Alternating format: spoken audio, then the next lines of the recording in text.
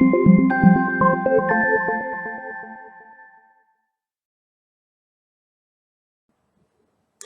Jewish Mom. This past week was the yahrzeit of the Pnei Menachem, who was the Ger Rebbe.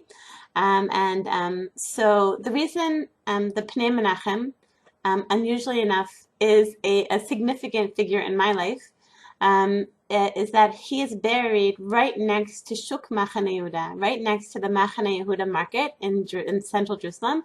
And he lived, so his kever, his grave, was about like maybe a 7-minute walk from my old house in Nachlaot. So, like for the 20 years we were living in Nachlaot, I would often go to my favorite destination was probably that kever, and on quite a regular basis, once or even maybe twice a week, I would go and daven at the kever of the Pnei Menachem. The funny thing was that I didn't know anything about him, even though I really daven every week at his kever. I knew nothing about him. It's the graves together of the Pnei Menachem, and of his father, the Imrei Emes. So the Pnei Menachem actually, in honor of his 20th yahrzeit, Ami magazine ran a whole feature article about the Pnei Menachem, and so I read it very eagerly, very interested to find out more about this person whose kever I had been davening at for many years and knew nothing about. Um, so um, so I read the whole article, and what really stuck with me was one story. So at one point in his life, the Pnei Menachem made a very controversial political decision. Political, I say, because connected to Israeli politics. It was very, very unpopular, and people were very angry at him and very, distressed. And he got, people were threatening him, and people were angry at him, and people were calling him names. So somebody asked him, how do you deal with that? Like, how do you deal with all the anger being, sent your way now? And the Pnei Menachem said something that I've been quoting all week. He said, when I was growing up, and I would walk around with my father, the Imrei Emes, I would get so much kavod, so much honor, because I was the son of the Rebbe, right? So much honor. He said, and I just became disgusted with honor. And so he said, you know what? He said, there are people in their lives that they have like hobbies, like, there are people who collect, who collect stamps. Well, I don't collect stamps. I collect bizyonot. I collect humiliations. Like, this is the person who goes around, someone's angry at him, this one threatens him, this one says something nasty about him, this person, whatever, all the nasty anger, whatever, all the nasty anger, resentful reactions that could possibly be to him, he collects those like stamps. This made a real impression on me because I think like for the 20 years, I guess when I was between the ages of, let's say, of 20, I think 24 and 43, I guess 19 years, when I was living in Nachlaot. So a lot, I think, of my process of growing up was like sort of dealing with, learning how to deal with other people's disapproval, learning how to deal with other people's criticism, anger, and going. I think that for me was like growing up. Growing from like being a person who like always had to be everyone approving of me and everyone loving me and everyone thinking I'm great, to being like, okay, sometimes not every person's going to think I'm the greatest. Sometimes not every person's going to love me. Sometimes people are going to maybe sometimes people will hate me for things that I've done. If I've done, something which they think is wrong and I consider the right thing to do. So I find it now. I find it like just something kind of wonderful reading the article and realizing that really there couldn't have been any more appropriate place for me to daven than at the grave of than at the kever of the Pnei Menachem, with someone who really lived that way. He lived that way, that knowing if he's doing what he feels is the right thing, doesn't matter how many bizyonot are coming his way, how much anger and hatred, etc.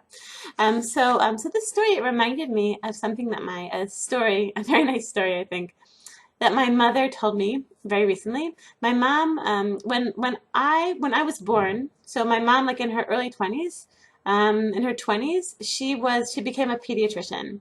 My mom and my dad actually met in medical school. It's a nice story. So So my mom was a pediatrician. So when I was a very young kid, my mom was a pediatrician, and then when my mom was in her mid 30s, she decided that she wanted to become a psychiatrist. She decided that pediatrics was getting a bit boring for her. So she wanted to move on to psychiatry. So and now, B'lian Hara, Admei Vesri, my mother is, she's now I think 73, and she is still a practicing psychiatrist, and she loves it. She is just passionate about being a psychiatrist. And so but when she was in her mid 30s, so she went back and she had to do another residency in psychiatry.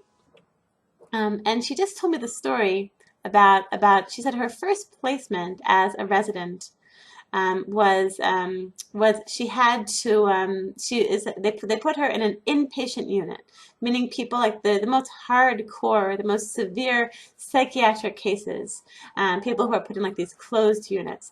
So my mom, so it was like her first day on the closed unit, and she said that there was this really young mental health worker, maybe 19 years old, who like came up to my mom, and my mom was like a little bit nervous, and she put her arm around my mom's shoulders, and she said, Gladys, I just wanna tell you something, give you some advice.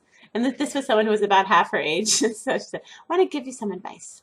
I've been working here for a while, and I want to tell you, this is not a popularity contest. Working here, this is not a popularity contest. And my mom said like that for the rest of her life. This quote, this wisdom has accompanied her. Because as a psychiatrist, my mom has to make tough decisions. Sometimes people want another prescription, and she won't give it because she feels like it might be harmful in whatever way. Sometimes people want a letter of saying this or saying that. And for some reason, my mom can't give it. Sometimes my mom has to make a diagnosis which the person really doesn't want to hear, or like the person's parents really don't want to hear. My mom has to say to herself, this is not a popularity contest. And it's been this phrase. It's been a source of strength for her to do the right thing even when it's not popular. When I was in my early 20s, I went to Hebrew University to get a master's in nonprofit management, which I've never used in any way. But at the time, I did something very nice. There's a program for university students in Israel, called Perach, which basically you get paid a stipend to volunteer to work with a child at risk, like a child in a dysfunctional family, or the child of divorce, or some other kind of difficult situation. I was assigned a girl named Sarit, who was so sweet, and she was mentally retarded. And she came from also like a troubled kind of dysfunctional family. So every week, I think maybe twice, I would go and visit her and hang out in her family's house. And the interesting thing was that, so Sarit, she was a bit of a difficult girl. She was lovely, but then she would sort of do things always be trying, like, what do you call it, testing limits all the time, every single time.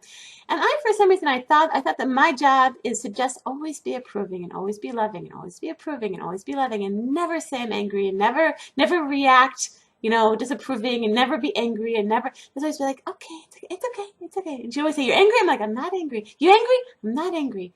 And then one day she did something that was really, I think that she did something really, really crossed a real boundary. And she said, "You angry?" And I said, "Yeah, I'm angry. I'm angry at what you did right now." And I saw that sort of Savi just kind of like relaxed. I put up the boundary finally. I once heard, like, parents without boundaries. It's like if you had like some people on a boat, okay? And if there was no fence, like, around fencing around the deck of the boat, like, how nervous you would be. You don't no one would want no one would want to go on deck, because they'd be afraid that they'd be falling off the boat. And that's a parent's boundaries. It's that it's a sense of safety that the child gets, like, okay, someone's setting boundaries. I'm 13 years old. It's hard for me to set boundaries, but there's a parent here setting boundaries. So I think that, it's like a very common phrase used in Jewish parenting books and classes, etc. That the approach to parenting is supposed to be small doche. The left hand pushes away, the yamin mekarevet, and the right hand brings close. Meaning that it's always supposed to be this dance. Parenting is supposed to be this dance between, between the left hand pushing away, sort of like the discipline and putting kids and setting boundaries and setting limits, and even like constructive criticism, and you mean Makrevet, and bringing them close with the warmth and with the positive reinforcement, and building them up and saying nice things to them and the compliments, etc. Always this dance between this and this. So I want to bless all of us, in life and also in parenting. It's so important to remember, like sometimes you have to take a stand. Sometimes you have to put your foot down in life and stand up for the right thing, even though it's not going to make you the most popular person on the block. Even though, like my mother and like the Ger and like the Pnei Menachem, like sometimes it's like just standing up and saying this is the right thing to do, and you might hate me for it, and that's okay. That's okay. I'm still standing up and I'm still doing what's the important thing. I'm doing the right thing, and I'm looking at what my heart says and what Hashem says, and what you say is less important to me. But also with parenting, to remember this balance between being the child, being like a warm and loving presence in the child's life, and approving presence, and then setting limits. And I think that when we have this right balance, when we're able to successfully do this balance of the left hand pushing away and the right hand bringing closer, then you see like the child is more relaxed when the parent isn't like just always approving and always trying to be the best friend. Sometimes saying, parenting is not a popularity contest either, right? Like successfully doing that dance between the discipline and the unconditional approval, right? So on that note, I want to bless all future moms with an amazing week. Kol tov.